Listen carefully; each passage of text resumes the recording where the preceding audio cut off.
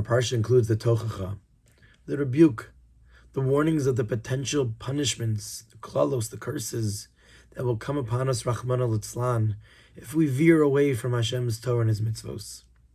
But it also tells us of the tremendous rewards, the blessings that can be bestowed upon us if we follow Hashem's Torah and Hashem's mitzvos. And there's one pasuk that stands out because it actually is similar to something that we say on Rosh Hashanah. The Torah says, "U'nesancha Hashem lerosh v'lo l'zanav." If we do what Hashem wants of us, then we will be like the head and not like the tail. Very similar to the hiratzon that we ask Hashem for on the night of Rosh Hashanah, "Sheniyu lerosh v'lo l'zanav," that we should be like the head and not like the tail. But what are we really asking for? What difference does it make if I'm the head or the tail? If you take the same animal and there's the head and the tail, they're all going to the same place. They're following. Okay, so one gets schlepped along a little bit behind. But why? It's such an important thing that's the bracha that we're going to get. That's what we have to daven for on the night of Rosh Hashanah. What's the significance of being the Rosh versus being the Zanav? And the continuation of the pasuk also needs to be understood.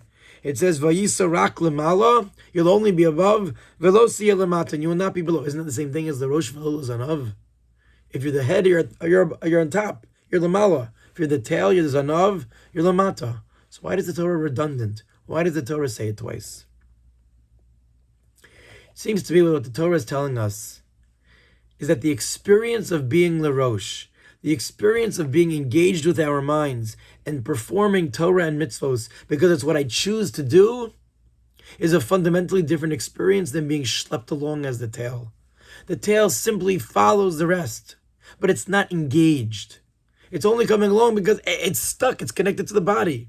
So it comes along with it.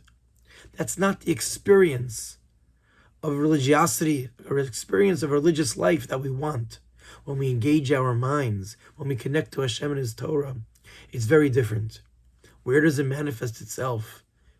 Is that sometimes when the going gets tough and we're just being schlepped along and we're not really engaged, then just like one of those salamanders that one of the children play with in the summer, and you grab onto the tail as it's escaping, the tail pops off as a defense mechanism, and the animal escapes. Sometimes the rosh goes and the tail isn't there anymore.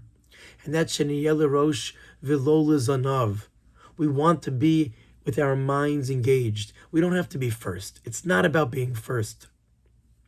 But it's about making sure that we engage our full personalities and that this is what we want to do. This is what we understand is the right thing to do. Sheniyel Rosh V'lo L'zanav, and we shouldn't have a life of just being schlepped along. And then the Torah says, and you'll be rak lamala v'lo siya lamata. What's the Torah adding?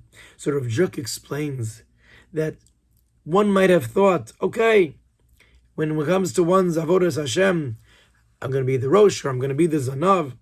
I'm going to make sure that I just want to be a simple person. I just want to be a regular person. I don't have to be lamala. I don't have to be above. I don't have to be the Rosh. And what the Torah is saying is that al korchacha, against your will, if you're not striving to be at the Rosh, if you're not striving to be Lamala, then you end up Lamata. So one is the positive wish, okay, Sheniyeh Rosh. But then the Torah also says you're always going to be Lamala. Don't settle for less than that, because if you settle not trying to be Lamala, not trying to be above, and you're just willing to do a little bit less, then you end up being Lamata.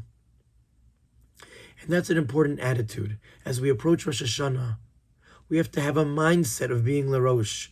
We have to have on our end the ability to say, this is what I want to do. These are changes that I want to make in my life. This is what I want my experience in my religious life to be. And then we can turn to HaKadosh Baruch Hu and say, this is how we want it to always be. Sheniyeh Rosh V'lo L'zanav, that in everything that we're doing, we should be L'rosh.